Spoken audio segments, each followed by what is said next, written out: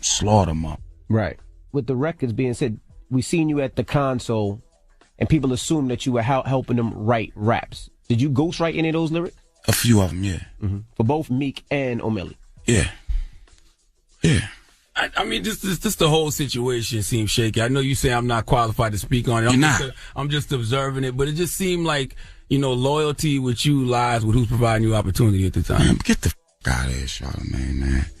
Provide me, what loyalty, with who? He ain't provide me no opportunity. He ain't called me and asked me to do that. I did that.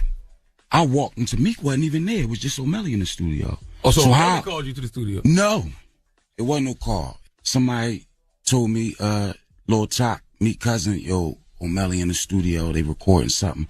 I go in there, this is what y'all doing. I wasn't even gonna get on it with him. XYZ, help him out. Nah, you gotta do this, bro. Say this. I went in and referenced the track for him. That's for Jackie Simpson. Check it out now. Beans got to cut it out. He got to cut it out. Now, I'm not sure if Beans is also suffering from Alzheimer's. I'm not too sure if he's suffering from schizophrenia. I'm not too sure if he's suffering from just making shit up. But Beans got to get to one story, and he got to stick to it. Okay, I like Beans, and I was rooting for Beans. We were rooting for you, Beans. But the more I'm hearing Beans speak about this Meek thing, he keeps sounding bitter. And he keeps getting further and further from the original story he told about why he went at Meek, or why he, quote-unquote, flipped on Meek, okay? Now, in the Breakfast Club interview, and I just played a clip, you hear Beanie Sigel describe that basically, yes, I indeed wrote for Meek Mill, and I wrote for O'Malley. Now, this is, even though maybe it's not that surprising, because some people say, well, Meek tried to get Quentin Miller to write for him at one point. That's why he was so mad at Quentin. But whatever the case is, and I'm not even disputing that the Chasers, which that's a separate, complete story, the Chasers using a writer, and they're supposed to be the realest in rap? Oh my God. Come on. They beef with the biggest rapper in the game just for using a writer. Turns out they might be doing it too. However, Beans said he wrote for only O'Malley in the first time he ever spoke about this, okay? Didn't mention Meek.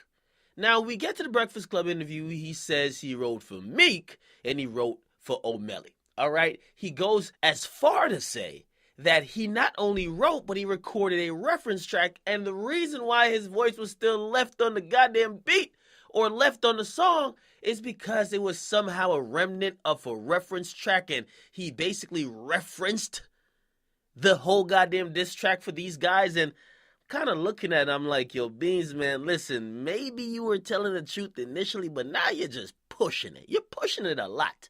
You've changed the story that now you did write for Meek. Before you said you wrote for O'Malley, and that was before Meek even got to the studio, right? So Meek got to the studio, and then Meek kind of did his thing, but Meek was kind of there just like taking some notes from you or whatever the case is. Now we're hearing you did a whole reference track.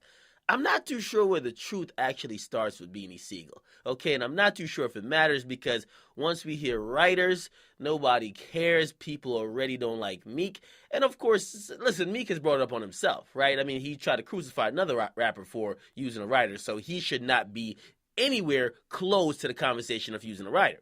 But in terms of Beans, I'm not too sure where his story is going to be sticking.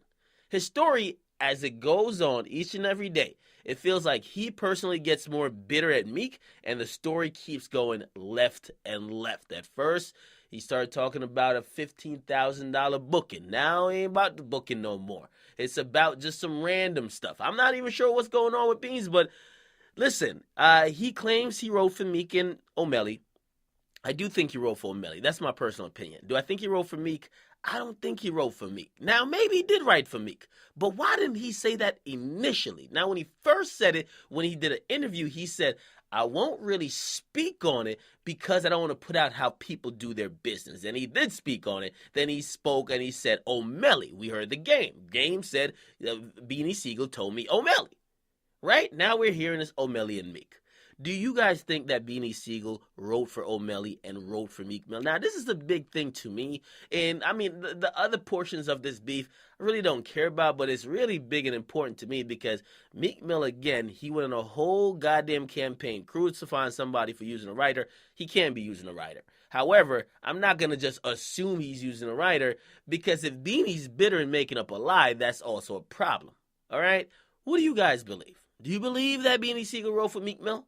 Because I'm listening to Meek Mill bars, and if we do actually recollect, part of Meek Mill's bars in the diss song To The Game were actually previewed on Instagram when supposedly we thought he was going to make a diss song going at Joe Budden. So he recycled his own bars.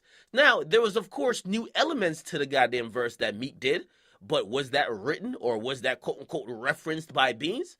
I'm not sure. You got to be the judge. And that's why these situations get sticky, because if Beans is vindictive and he knows that what could tarnish Meek's image right now, say he got a writer.